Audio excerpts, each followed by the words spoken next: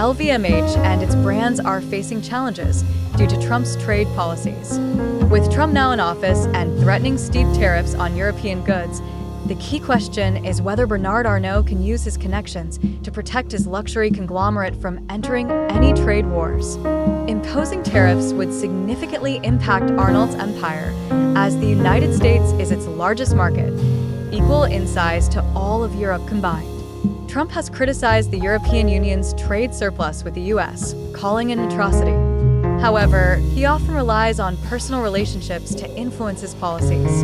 The connections between the Arnault and Trump families date back to when both patriarchs were emerging property developers in Manhattan. Arnault's second oldest son, Alexander, has developed a friendship with Trump's son-in-law, Jared Kushner. Ivanka Trump is a friend of Arnault's daughter, Delphine, and a fan of Dior, the brand Delphine oversees as CEO. Additionally, LVMH's conglomerate pays rent to the Trump Organization, which leases the Louis Vuitton store located in Midtown Manhattan. During Trump's first term, Arnault's decision to expand handbag production in the U.S., along with public promotion of this move with Trump, helped the luxury industry largely avoid an initial wave of tariffs that affected other European sectors. Arnault has built his luxury conglomerate into Europe's most valuable company by leveraging the marketing power of European craftsmanship. The president has urged foreign companies to shift production to the U.S. LVMH is relying on strong U.S. demand to drive its growth in the coming years after experiencing a 20% decline in sales in China, its second-largest market, last year. Arnault has mobilized lobbyists in Washington to argue that Europe's luxury industry isn't at the root of any trade disputes.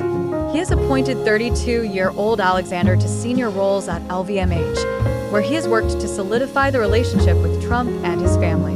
LVMH is exploring the potential for several major manufacturing investments in the U.S. over the next 2 years, according to a company spokesperson. The conglomerate already operates 14 factories in the U.S. and plans to invest significantly in Tiffany, the iconic American jeweler it acquired in 2021. France's economy contracted in the last 3 months of 2024, prompting the government to temporarily raise corporate taxes to address shortfalls in public finances. At one point, Arnault did not own any luxury brands. Initially, like Trump, he aimed to become a real estate mogul. He opened offices at Rockefeller Center while Trump Tower was being constructed on 56th Street and 5th Avenue. Arnault first met Trump at a charity dinner at the Plaza Hotel in the early 1980s. His most well-known investments were along the Florida coast. However, U.S. real estate proved challenging for the Frenchman as he struggled to navigate an unfamiliar market.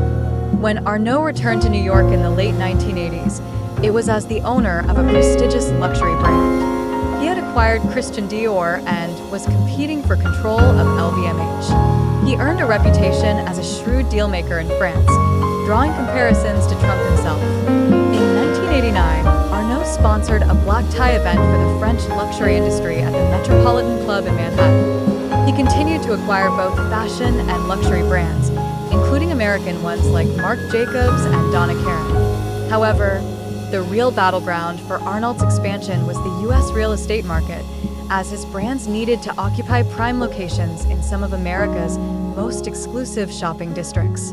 Arnault began purchasing properties around 5th Avenue and commissioned architect Christian de Port-Saint-Parc to design the LVMH Tower on 57th Street near Madison Avenue, just around the corner from Trump Tower. He acquired a building on 57th Street and 5th Avenue, which he transformed into the world's largest Louis Vuitton store. In the weeks leading up to Trump's first inauguration in 2017, Arnault was one of the first business leaders to visit Trump Tower to meet with him. Behind closed doors, Arnault proposed the possibility of LVMH opening a new plant, potentially in Texas. This proposal aligned with Trump's objectives, demonstrating that even a maker of some of the world's finest luxury goods was willing to shift production to the U.S. under his administration. In 2019, the Trump administration imposed tariffs on $7.5 billion worth of European goods in retaliation for EU subsidies to Airbus.